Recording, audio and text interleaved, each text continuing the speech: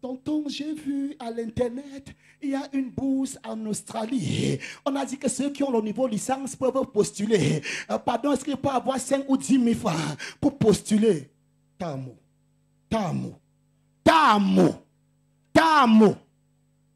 Ton gros cœur là. Tu as déjà voyagé chez toi là. Tu ne dis même pas le Gabon. Tu ne dis même pas le Sénégal qui est à côté. Tu connais combien d'heures il faut prendre pour arriver en Australie? C'est 48 heures de vol.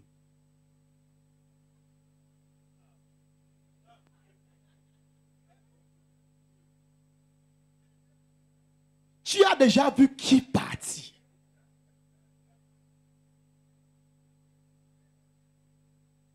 J'ai foi. La foi de quoi? Et ferme ça. La foi de quoi? Je suis venu dire à quelqu'un ce matin, si tu as ce genre de tonton, ne le blâme pas encore. Il a traversé tellement de choses au point où à ce moment-ci, il ne perçoit le monde qu'à travers un verre grossissant. Pour lui, toute chose est très élevée et il est comme la sauterelle devant toute situation. Mais je suis venu au nom de l'Éternel. Que ce verre doit se briser ce matin. Que ce verre doit se briser ce matin. Que ce verre doit se briser ce matin. Que ce verre doit se briser ce matin. Écoute-moi. Jusqu'à ce que l'Éternel brise ce verre, tu ne peux pas aller loin.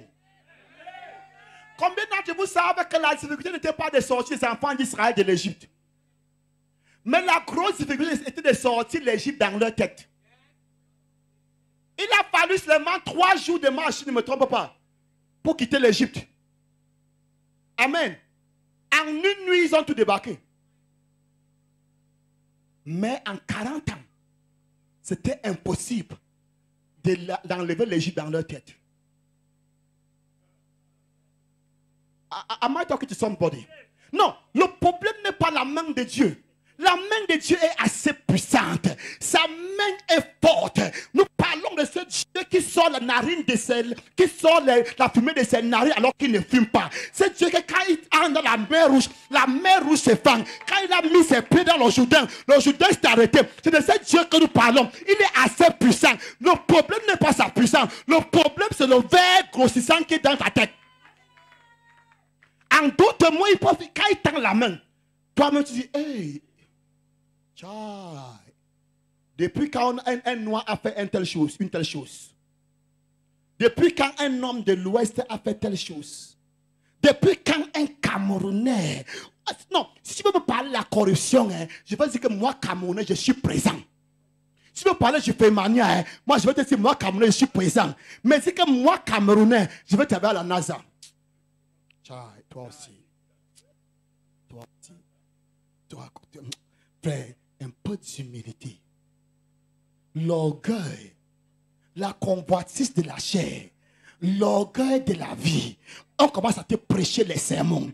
Certaines personnes ont déjà eu leur verre déjà cassé. Mais la difficulté de ces personnes est que ces personnes vivent au milieu de personnes dont leur verre est encore plus solide que le cuivre. Ou le diamant. Amen. Donc dans ta tête, tu es affranchi. Mais tu vis au milieu des esclaves qui sont 100 fois enchaînés au niveau de leur tête. Est-ce que vous savez que quand on a aboli l'esclavage, les esclaves, il y avait encore des esclaves noirs. Parce que étant illettrés, ne savaient pas que l'esclavage avait été aboli. Alors un jour, le nègre domestique, l'esclave domestique a lu le journal parce qu'il connaissait lire. Il a vu que longtemps l'esclavage était aboli et ils étaient encore dans l'esclavage. Quand ses amis sont rentrés le soir, ses frères sont rentrés des champs, il les a fait comprendre que l'esclavage a été aboli. Ils ont dit que tu mens. Il a dit que dès que le patron vient, moi le maître pas, vient, je pars. On a dit que tu vas mourir toi seul. Et à une certaine heure, le maître est venu. Et le gars a sorti le journal, a déclaré que l'esclavage a été aboli. Et ses frères le regardaient. On regardait le maître. Ce maître furieux et dangereux et méchant n'a pas pu lever un seul petit doigt. Le garçon a fait son sac, a mis ça sur son épaule et a dit je m'en vais. Ses frères le regardaient et il partait. Le maître était impuissant face à son départ. Et il est pas jusqu'à perte de vue. Et les gens ont sauté. Oui, l'esclavage est aboli. Et ils sont partis. J'annonce à quelqu'un, par le nom de l'Éternel, je suis venu te dire, le verre a été brisé dans mon mental et ça va se briser dans le tien. Ça va se briser dans le tien. Ça va se briser dans le tien. Ça va se briser dans le tien. Ça va s'éclater en 1000 morceaux. Et tu vas t'exclamer que, ah, donc depuis, je souffre comme ça alors que la porte est déjà ouverte depuis.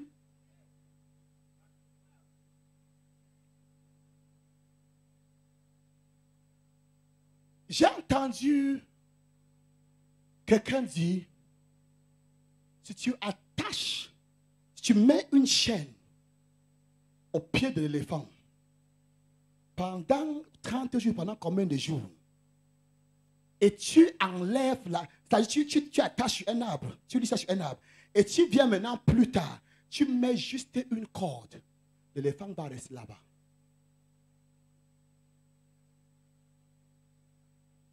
Tu as comme on dit, tu as déjà enlevé la chaîne.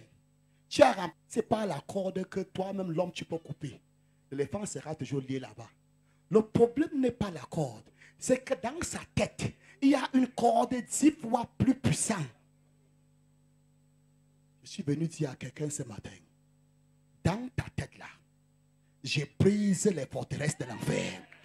Dans ta tête là, j'ai brisé toute chose qui t'a tenu captif, parce que la main de Dieu est là, la main de Dieu est puissante, la main de Dieu est dans ta vie, mais malheureusement dans ta vie il y a une forteresse dans ta tête. Mais je rends grâce à Dieu parce qu'il a dit, nous renversons les raisonnements et toute terre qui se lève contre la pensée de Dieu, et nous amenons toute pensée captive à l'obéissance de Christ. J'amène ta pensée captive à l'obéissance de la bénédiction. You didn't get it. Je dis, j'amène ta pensée captive à l'obéissance de la bénédiction. Nous étions à nos yeux et aux leurs comme des sauterelles. Quelle confession! Les gens qui marchaient avec Dieu, main dans la main. La Bible dit que c'était le rocher qui les suivait. La Bible dit que des jours il apparaissait dans la colonne de nuit et des nuits il apparaissait dans la colonne de feu. Quand ils avaient un problème, Dieu descendait. Comment un peuple avait un si grand Dieu peut se mettre devant les idoles et dire que vous êtes à nos yeux et que nous sommes à vos yeux et nous sommes à vos yeux et nous sommes à nos yeux et aux vôtres comme des sauterelles. Quelle déclaration! C'est quelle souris qui a le culot d'entrer? Chai! Quelqu'un dit que la famine va le tuer. À l'église, rien ne tombe. Am I talking to somebody?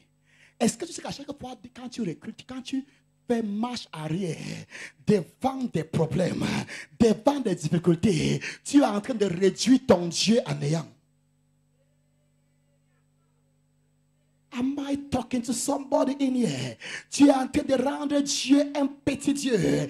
Il y a des gens ici, s'ils prient beaucoup, ils demandent à Dieu la pension. S'ils prient beaucoup, ils demandent à Dieu le voyage pour Douala.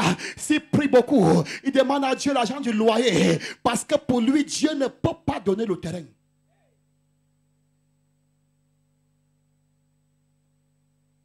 Dieu lui-même comprend. C'est pourquoi il m'a envoyé ce matin. Il va te faire un miracle. Quand il va faire ce miracle, la chose là dans ta tête va se casser.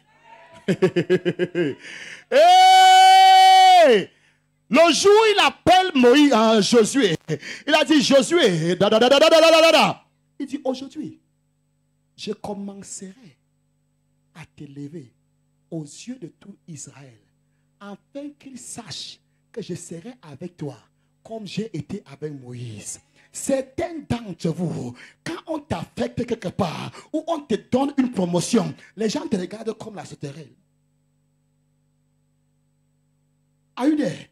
Dieu dit, quand il te regarde, tu ne ressembles pas à la personne précédente. Mais je veux faire un miracle dans ta vie. Quand je vais faire ce miracle, ils seront obligés de fléchir. J'annonce à quelqu'un ce matin, le Dieu dont je sais est sur le point de faire un miracle dans ta vie. Et quand il va faire ce miracle, des choses vont commencer à produire. Les gens qui te détestaient vont commencer à t'aimer. Les gens qui te méprisaient vont commencer à t'honorer. J'annonce à quelqu'un, ta saison est arrivée. J'annonce à quelqu'un, ton temps est arrivé. J'annonce à quelqu'un, le temps de ta moisson est arrivé. J'annonce à quelqu'un, tu as longtemps acclamé le témoignage des autres, mais il est temps qu'on commence à acclamer le tien. Il est temps qu'on commence à acclamer le tien. Il est temps qu'on commence à acclamer le tien. C'est à toi que je viens de parler. Je dis yes!